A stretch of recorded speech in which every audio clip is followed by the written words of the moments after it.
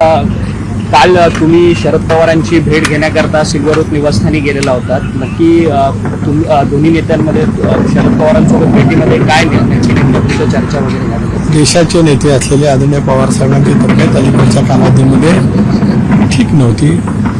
अनेकदा ब्रिज काढणीमध्ये तपासणीच्या निमित्ताने साहेब त्या ठिकाणी दाखल झाले होते. त्यामुळे गेले काही दिवस त्यांच्या भेटीच्या संदर्भामध्ये संपर्क करण्याचा प्रयत्न होताच. मधल्या कालावधीमध्ये होत होती, त्यावेळेला मी दौऱ्यावरती होतो, आदरणीय साहेबही दौऱ्यावरती होते. काल आमच्या नेत्या उपमुख्यमंत्री राष्ट्रीय अध्यक्ष सुनेत्राबेन पवार यांच्यासोबत आम्ही गुवाहाटीला आसामच्या मुख्यमंत्र्यांचा शपथविधीसाठी त्या ठिकाणी गेलो होतो. दुपारी मी परत आलो. आज आपण पाहतात की आज माझ्या जिल्ह्यामध्ये महत्त्वाकांक्षी प्रकल्प जे माझ्या सततच्या पाठपुरातून जवळपास 400-450 कोटी रुपयाचे एक प्रकल्प पूर्ण झाला आहे.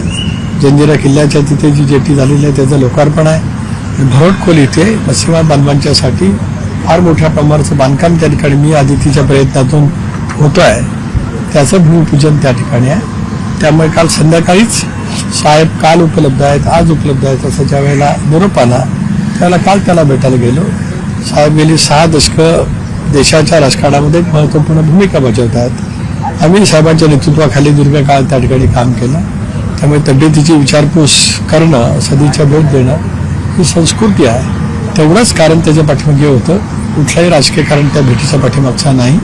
कारण आम्ही अजितदादांच्या नेतृत्वाखाली इंडियामध्ये सहभागी होण्याचा निर्णय त्या ठिकाणी घेतला.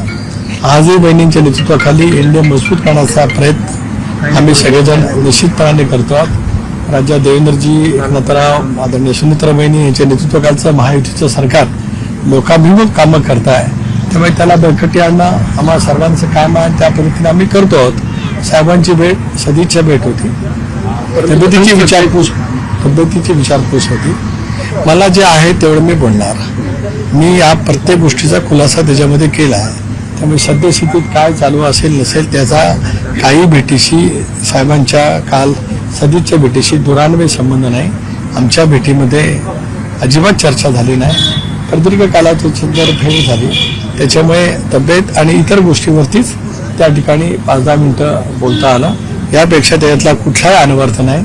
मी वारंवार कालपासून ही बाब स्पष्ट केली की आम्ही इंडियामध्ये आहोत. इंडिया मजबूत करण्याचं आमचं काम वहिनीच्या नेतृत्वाखाली त्या ठिकाणी सुरू आहे आणि ते अव्याहतपणाने पुढे त्याच ताकदीने सुरू राहील. धन्यवाद. तटकरे साहेब, पण काल पक्षाच्या याच्यामध्ये जे काही घडामोडी घडलेल्या होत्या सर,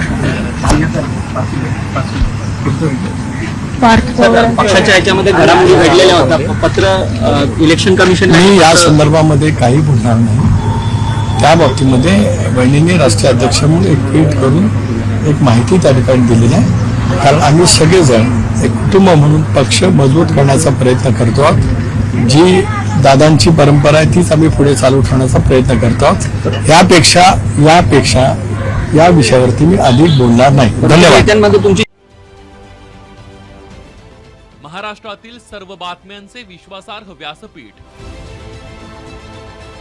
सकाळच्या सर्व सोशल मीडिया प्लॅटफॉर्मला लाईक, फॉलो आणि सबस्क्राईब करा. तसंच सर्व नोटिफिकेशनसाठी बेल आयकॉन प्रेस करायला विसरू नका.